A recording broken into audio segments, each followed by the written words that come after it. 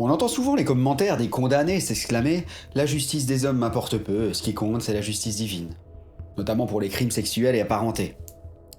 Ce qu'ils ont fait subir leur paraît tellement normal et sans conséquence qu'ils croient que leur Dieu pensera comme eux et qu'il les amnistiera. On peut clairement ici distinguer le clivage qui existe entre la justice des hommes et la justice divine dans la tête de certaines personnes, et même, et surtout, celles censées la représenter. On voit que même ceux qui se réfugient derrière les titres ronflants que le clergé donne à ses apparatchiks n'ont rien compris à la vraie justice divine ou karmique. Cette vidéo donc pour mettre un peu de lumière sous la soutane. Un autre aspect de nos sociétés, et également le plus répandu, est le concept de pas vu pas pris. Les malfaisants, à partir du moment où ils ne se font pas appréhender par les représentants de la justice des hommes, se croient à l'abri et pensent qu'ils pourront jouir pleinement de leur impunité jusqu'à leur mort. Et quant à ce qui viendra après la mort, alors là, ça les dépasse complètement. Ils en arrivent même à devenir bouffis de leur impunité terrestre en se croyant au-dessus des lois. Et là je pense à tous les caïds, qu'ils soient en basket, costard ou même avec une rosette.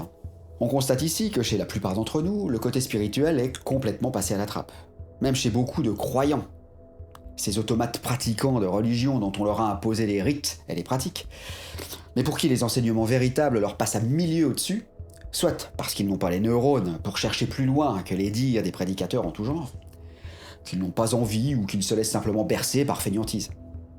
Au passage, les fameux dires de ces prédicateurs sont souvent biaisés à loisir, tournés à leurs avantages d'humains, de chefs, de personnes dites supérieures. Wallace Wattles, dans sa Science de l'enrichissement, dit que la religion est la science du péché, tout comme la médecine est la science de la maladie.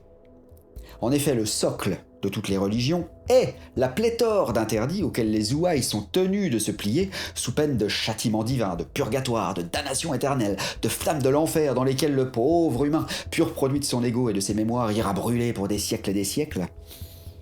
Et la terreur a même poussé plus loin jusqu'à la qualité de feu en question. Même le feu divin est réputé comme étant plus puissant que le feu terrestre, comme si le nôtre ne suffisait pas pour terrifier les masses.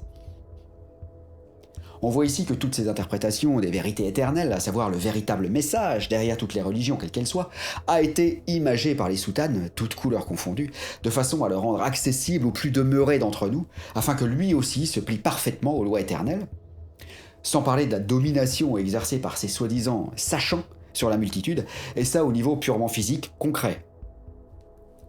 Toutefois, si l'on fait fi de ces images ridicules, le fond est très vrai. Le péché existe bel et bien et est aussi réellement puni. Eh oui. Bon, les athées vont sûrement lever les yeux au ciel en se demandant quelle mouche me pique, car je me targue partout d'être un anticlérical et là je me transformerai en cubéni. Non, détrompez-vous. Je vais vous parler d'une notion qui est bien trop rassurante pour être haranguée ou même simplement comprise par tout clergé. Il s'agit de la pure progression de l'âme. La différence entre les concepts cléricaux et la loi éternelle de progression de l'âme est que la punition ne vient pas d'un Dieu au sens religieux du terme, mais de nous-mêmes. Car nous sommes une partie de Dieu, le je, le ça, le tout, comme l'appelle divinement Morna Simeona. Sans mon âme, sans la vôtre, sans celle du SDF en bas de chez vous, celle du pape ou même celle de Macron, l'univers n'a aucun sens. Bon, même s'il en est intimement convaincu, ça lui fera plaisir, ça je crois. Nous sommes une partie de Dieu et à ce titre, nous nous punissons nous-mêmes dans les vies qui suivent, toutes les vies qui suivent, et même parfois l'actuelle.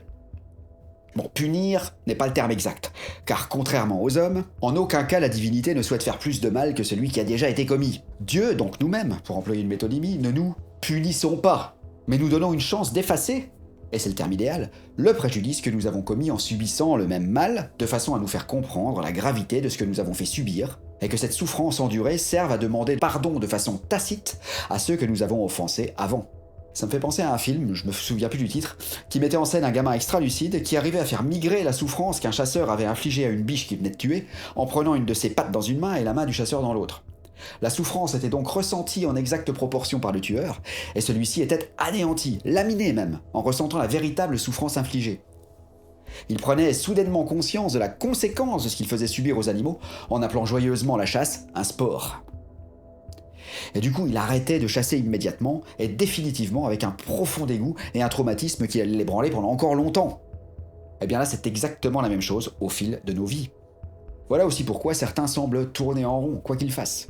On les empêche, ou plutôt leur partie divine les empêchera d'évoluer, tant qu'ils n'auront pas ressenti les mêmes tourments qu'ils ont fait subir, et c'est seulement une fois que la leçon sera comprise qu'ils pourront évoluer.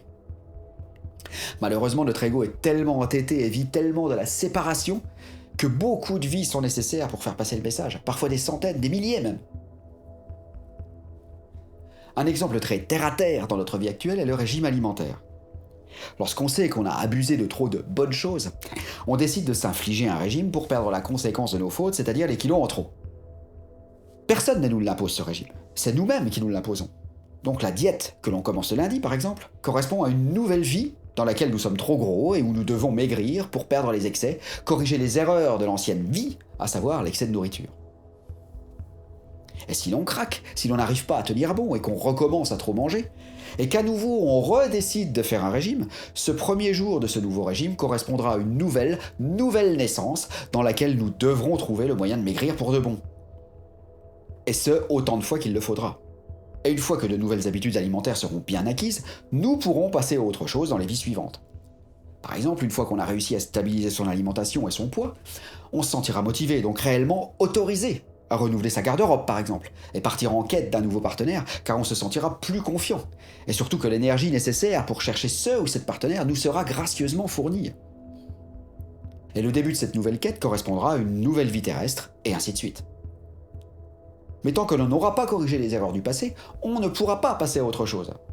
En gros, sans jeu de mots, tant qu'on n'aura pas réussi à maigrir, il ne nous viendra pas l'idée de renouveler notre garde-robe, et encore moins de se sentir capable d'aller draguer en boîte pour aller trouver un nouveau ou une nouvelle partenaire.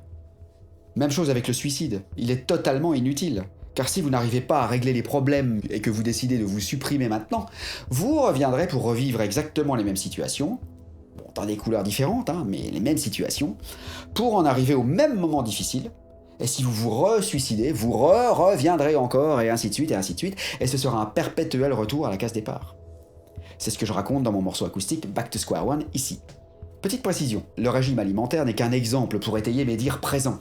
Mais sachez que je fustige toute idée de régime pour maigrir. J'en ai d'ailleurs fait une liste de lecture qui s'appelle Maigrir en s'amusant, et qui dit bien ce que ça veut dire. Tout amaigrissement doit être accompagné de plaisir, de bananes, sinon c'est impossible de maigrir durablement. Impossible. Bref, revenons à nos moutons, et à l'idée de châtiment, qui n'en est pas vraiment un, mais plutôt l'expiation du mal précédemment causé, et qui s'appelle karma. C'est ce que nous verrons à la vidéo suivante. En attendant, créez donc du karma positif en me mettant un pouce par le haut, en vous abonnant, en cliquant sur la petite cloche, et en partageant et en commentant généreusement. A très vite!